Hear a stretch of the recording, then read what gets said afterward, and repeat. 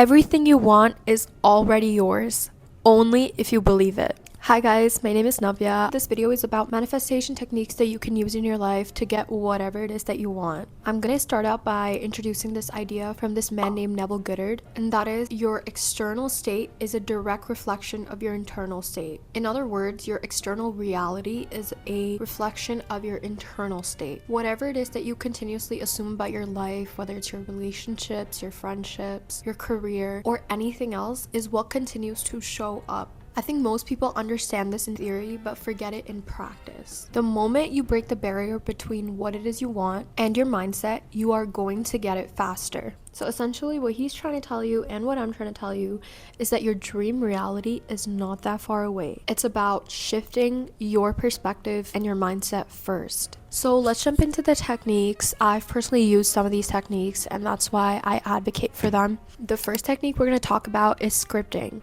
Scripting is the idea that you write down in detail exactly what it is that you want, as if it has already happened. And you have to be grateful as you write. For example, if you want to write a best-selling novel, you're going to write about how you got on the New York bestseller list. You're going to write about your first book launch, how people came up to you, they asked for your signature, how you're constantly flooded with messages and emails and DMs about how you got into writing. You have to think through every little detail of your success story and how it will pan out, and you have to write about it. Not only that, you have to be grateful to the universe as you write and constantly express that gratitude in your writing. You have to feel future you's emotions and write about them. If you guys have ever read the book The Success Principles by Jack Canfield, he brings up this idea that your subconscious beliefs are what shape your outer reality. He said that when you script, you create repetition for yourself. Your brain essentially starts thinking that these are real memories happening in real time, which becomes a belief in your mind. And therefore, your brain works harder to validate that belief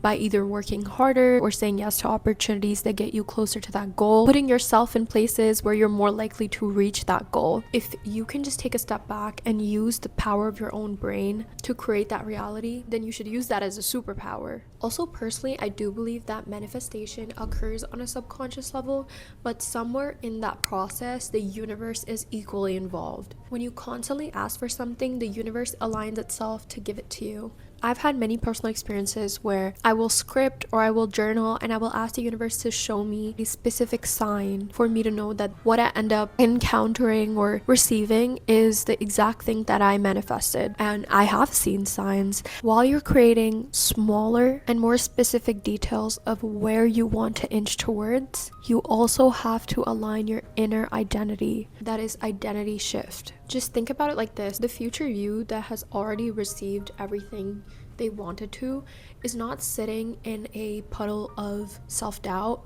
or chaos. They are relaxed. They are receptive. They're simply making good use of the opportunities or places or people that they've attracted in their life. Identity shifting is essentially asking yourself what the highest version of you would operate like today.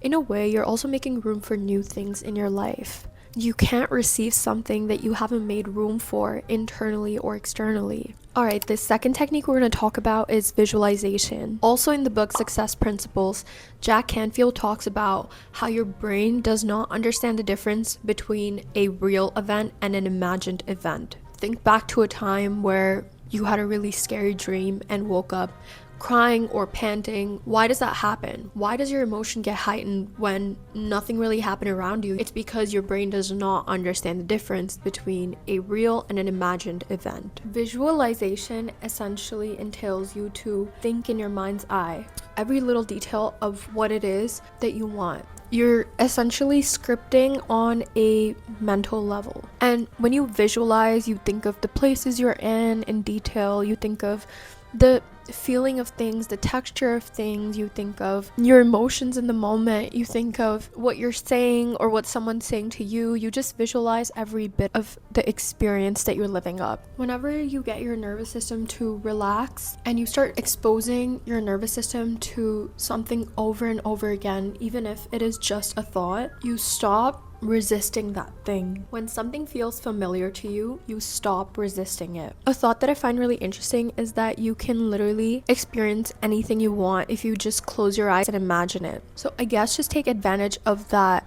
capability that you have. You're supposed to visualize once or twice a day. You close your eyes for 5 minutes and then you just imagine running through that experience in your mind. For example, if my goal is to lose 10 pounds, I close my eyes and I imagine my new dream body, how grateful I am towards it, how I feel more toned, how much healthier I feel, how much more attractive I feel now that I've lost the weight. And if you do this continuously over and over again, your outer reality will start to match these inner imaginations and thoughts that you're creating. Fun fact, I actually lost 10 pounds by doing this exact technique.